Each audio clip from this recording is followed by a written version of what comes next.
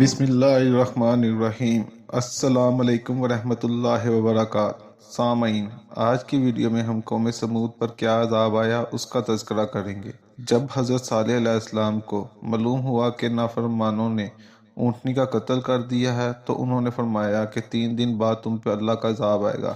پہلے دن تم لوگوں کے چہرے زرد ہو جائیں گے، دوسرے دن سرخ اور تیسرے دن سیاہ۔ یہ 3 دن موجودہ دن کو نکال کے تھے، لیکن لوگوں نے حضرت صالح علیہ السلام کی اس پختہ وعدے کو بھی نہ مانا، بلکہ اور دلیری کے ساتھ ان کے ہی قتل کا منصوبہ بنایا۔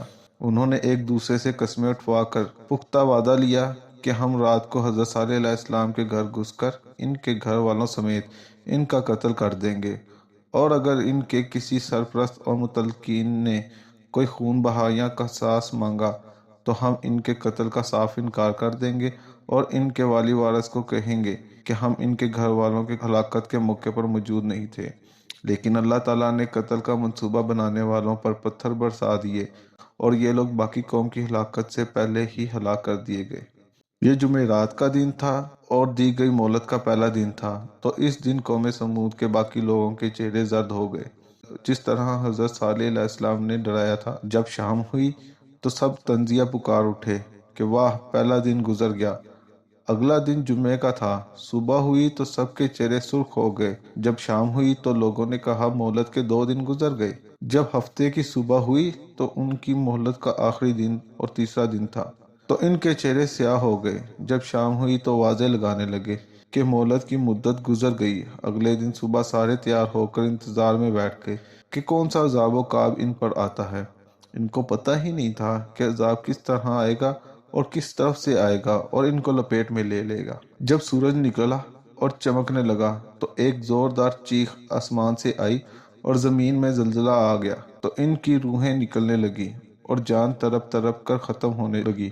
جسم ٹھنڈے پڑ گئے، آوازیں بند ہو گئیں اور حقیقت معلوم ہو گئی۔ وہ اپنے گھروں میں اوندھے گر پڑے اور محض ان کی لاشیں بغیر حس و حرکت کے باقی تھیں۔ مفسرین لکھتے ہیں کہ ان میں سے صرف ایک لڑکی بچی تھی جو پاؤں سے معذور تھی۔ اس کافرہ کو حضرت صالح علیہ السلام سے سخت دشمنی تھی۔ جب اس نے عذاب دیکھا تو خدا کی قدرت سے اس کی ٹانگیں ٹھیک ہو گئیں۔ وہ بہت تیزی سے دوڑی اور ایک عرب قبیلے کے پاس آ کر رکی اور مکمل صورتحال کی خبر دی اور قوم پر عذاب نازل ہونے کا تذکرہ کیا۔ پھر اس نے پانی مانگا اور وہ پانی پیتے ہی ہلاک ہو گئی۔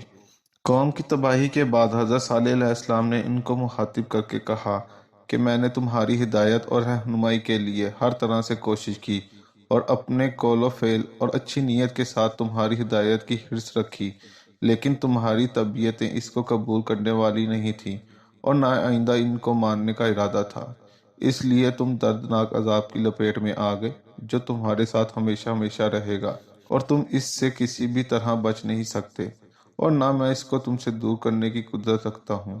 میری ذمہ داری پیغام پہنچانا اور خیر خواہی کرنا تھی۔ اللہ جو چاہتا ہے کرتا ہے۔ پھر انہوں نے کسی اور علاقے کی طرف رخ کر لیا۔ دوستو، آج کل بہت سے لوگوں کو ان علاقوں میں جانے کا تجسس ہوتا ہے، لیکن میں ایک بات بتا دوں کہ نبی کریم صلی اللہ علیہ وآلہ وسلم نے اپنی ایک حدیث میں فرمایا ہے کہ ان عذاب زدہ علاقوں میں مت جایا کرو، اور اگر بہت ضروری ہو تو رو کر جاؤ، اور رونا نہ آئے تو رونے والی شکلیں بنایا کرو، کہیں ایسا نہ ہو کہ اللہ کا ان پر آیا ہوا عذاب تم پر بھی آ جائے۔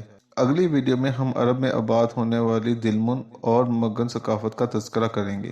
مزید معلومات جاننے کے لیے میرے چینل کو سبسکرائب کریں، اور اگر ویڈیو پسند آئی ہے تو لائک کریں اور بیل آئیکن کا بٹن لازمی پریس کرنا، جس سے آنے والی ویڈیوز کے تمام نوٹیفیکیشن آپ کو مل سکیں۔ جزاک اللہ۔